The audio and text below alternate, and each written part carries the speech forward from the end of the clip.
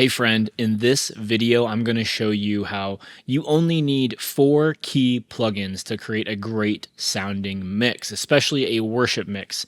So yeah, it's going to be cool. And I think it's a good time to do this video because I think right now it's around Black Friday here in the United States, and all the plugins are going on for sale. They're already for sale pretty much. Everyone has a starting, Black Friday early deal or whatever. And the marketing's gotten really good. Plugins are cool and they do cool things. But what do you really need?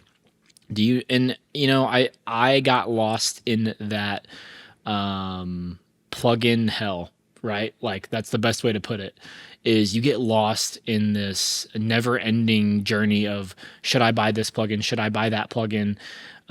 Is this going to make my mix better? Is that going to make my mix better? And the truth is a single plugin will never just make your mix better. That's just not how it works. You need to learn how to mix first. And so if you're new, this channel is all about teaching you how to mix better, especially when it comes to live worship recordings, or just any worship recordings for that matter. And so let's dive in. So here's what I did. I created a mix using these 4 plugins, okay? And I gave myself about 30 minutes to dial the mix in, and I pulled this mix. This was a really old cover that me and my friend Ben Ottolini did for a ministry back then. It's a Lauren Daigle cover of Rescue. I think it was her song Rescue. Honestly, this mix might be better than the mix I did back then because I wasn't as good. Anyways, so first plugin that you need is a good EQ, an EQ that you know how to use. And so I think you guys already know what I'm going to pull up. It's F6. So I absolutely love and adore this EQ. The great thing about it is that it can be a dynamic EQ. And so that's a big reason why I encourage people to get this, because not only can you use it as just a normal parametric EQ, you can shape the sound. You can, have high pass and low pass filters. But you can take one of these here and turn it into a dynamic EQ. So then if it's really harsh in one spot, but you still want some of that presence there, you can make it dynamic. Or, like, for example, for the bass guitar, I have it's this crazy EQ, but I have the low end here. I have it reacting, so it compresses when the kick hits, so the kick punches out in front of that low end for the brief second that it's playing, and then it brings it right back up. So F6 is the way to go. Okay, like it's just great. And so I didn't really even show you guys what I was working on, so let's just do that. I will send out an army to find you in the middle of the darkest night. It's true, I will rescue you. There is no distance, it cannot be covered over and over. You're not defenseless, I'll be your shelter, I'll be your armor. So sweet. This was when I didn't even know what I was really doing when I was recording. So some of these, tracks were not very, very good. But yeah, this is only using those 4 plugins. Anyways, so EQ, get an EQ that you know. Like, get an EQ that you understand how to use, and get one that just you're comfortable with. It can be your stock EQ if you want, but the only alternatives that I would say to F6, if you guys already have them, would be the Pro Q4 from FabFilter. That EQ is such a beast, even has more features than the F6. And then the other one that takes it to like a kind of another level is the Kirchhoff EQ. I think that's from Plugin Alliance. And that EQ is so cool because it actually has, here, let me pull it up. I think I have it on here. Kirchhoff EQ. Okay, let's see if it pulls up. I haven't opened this up in a while. There we go. So it's just, it looks like a normal EQ, but you can change the type of EQ here, and you can change it to like a Neve or like an SSL style EQ. And then, vintage tube EQ, or like all this, like there's just different flavors of EQ that you can change this to. And so it's really, really cool. So those are the three. Like if you had to pick an EQ, it would be between those three. I would stay with F6, me personally, mostly because I am like, it takes all the options away. Keeps it simple. Like it's just an EQ. Like just EQ it. That's all you need. With the dynamic EQ, right? And then also the Pro Q4, which I'll pull up, which I actually haven't bought yet, but I'm going to because it is very cool. Pro Q4. Still evaluating. Even though I'm not, I'm going to buy it. So the Pro Q4 now, it has everything that the F6 has or whatever. You can do dynamic EQ and all that stuff.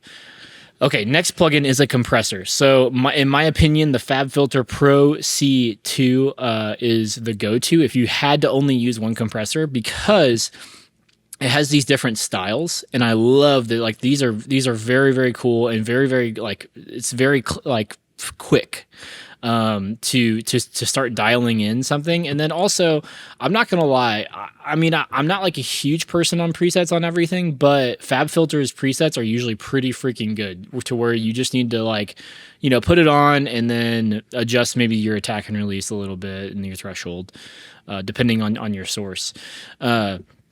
And it also has lots of dynamic sidechain features where you can, change the EQ of the sidechain going into the plugin, and you can change, like there's just, oh man, it's never ending. It's a very, very cool plugin, to where like I also have it on the mix bus here, to where here I'll show you guys that. I hear you whisper underneath your breath. I hear your whistle. Because it has like a bus style EQ or a mastering style EQ, style of a compressor on there. Now I don't know what the exact styles are, and I don't even need to know, because they just sound good. The alternative to this is same from the Kirchhoff EQ, the one we were looking at earlier. 3Body Technology also has a compressor style plugin that is very, very similar to Pro C2, but it's goes even further. Like they have LA2A 1176 models all built into one plugin. Super, super cool. So check that out if you want to use something like that. And then, you can just stack as many of these compressors as you want. Super, super cool. And then the third plugin that I would recommend that you use is a saturator. So you guys can see I have Magma, BB Tube's Magma from Waves on pretty much everything. Pretty much everything. It's kind of a magic plugin, if I'm being honest. The biggest thing about the saturation thing is it just adds a whole new element. So most of our recordings nowadays are really clean. Unfortunately, we cannot have a analog console or a bunch of analog preamps to record through all the time. And most of the recordings I get sent are recorded on like an X32 or a Wing or some type of console that just has clean preamps. And so you got to add some of that, vibe back into it. And so this just adds so many, possibilities, basically, because you get the Beauty and the Beast, which provides different types of harmonics. And I'm not going to do a full plugin review. That's for a different video.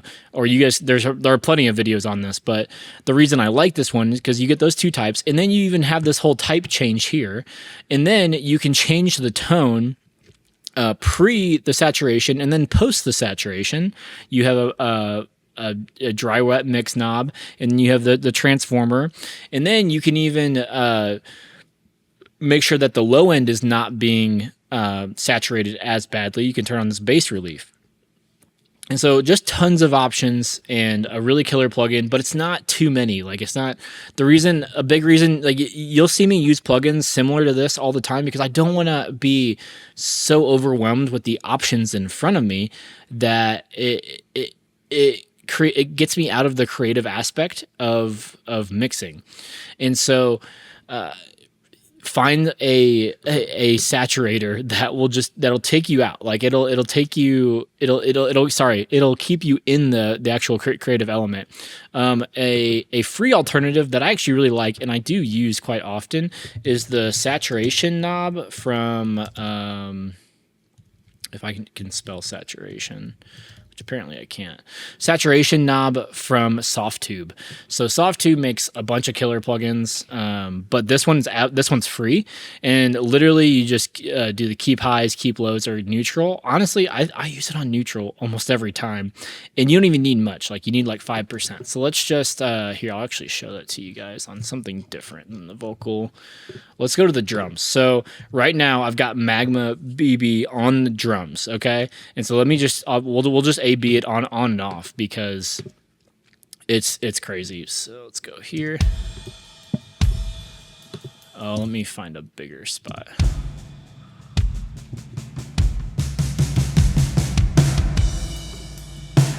Okay, off. And then on. Like just makes it sound so much bigger. But with the saturation knob, pull that up. There it goes.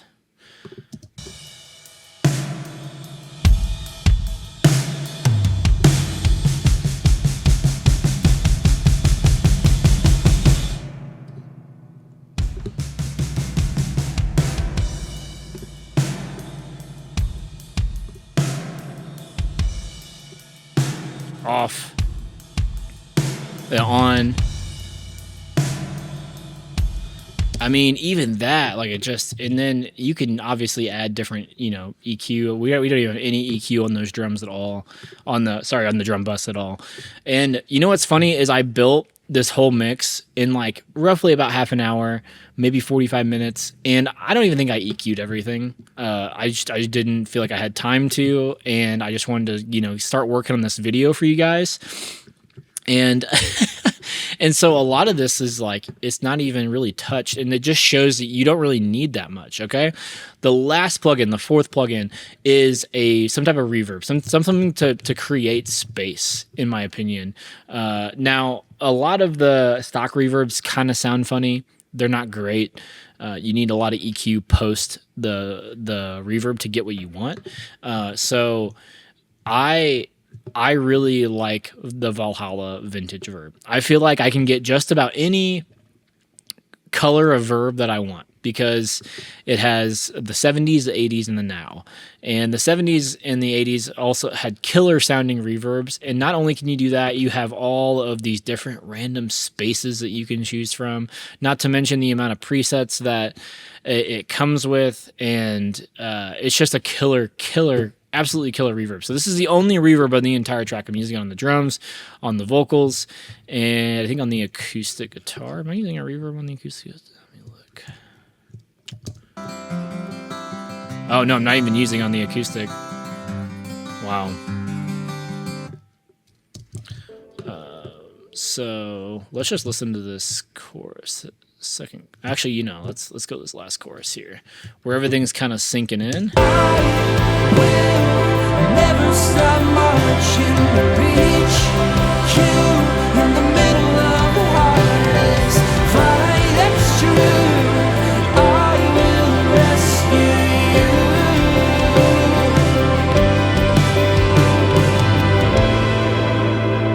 Oh, I will rescue you. And so we can even just go solo the vocal here. And so look at the only thing I did is just a little bit of EQ. There were some low mids and some 1K I didn't like. And then the Pro 2C, I have it on the vocal mode. Let me find this here. The darkest night, it's true. I will rescue you. And then on Magma, I'm cranking the beauty and then pulling the post EQ tone to be a little bit darker because it got a little bit too bright with the beauty, but I liked the sound of the harmonic, but I didn't like how bright it got. There's no distance. It cannot be covered over and over. You're not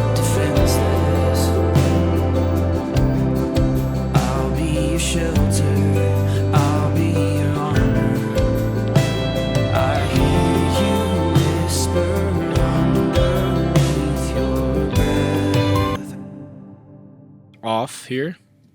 I hear your SOS, your SOS. And what's great, I didn't even talk about this earlier, is using the F6, some sort of dynamic EQ. I have this number 5 here, almost acting as a de-esser.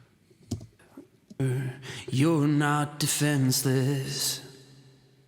So you don't even need to like go buy another de-esser. I mean, of course, your Studio One and all the stock DAWs have de-essers built in, so you don't really need to do all that. But these are the 4 plugins that I could build a great mix off of. And I almost did, like in 30, 45 minutes. Obviously there needs to be some more EQ. I probably need to dial in some of the reverbs. They're a little extra. And I need to do a lot of automation.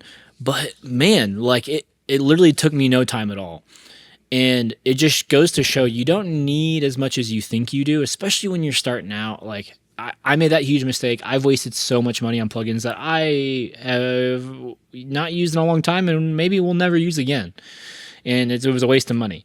And so I really don't want you guys to fall into that. And if you guys have all these plugins to where you don't really need to buy anymore, the only other plugin, kind of the bonus one that I would suggest, is some type of resonance suppressor. So like Soothe 2 or what's that plugin from Baby Audio?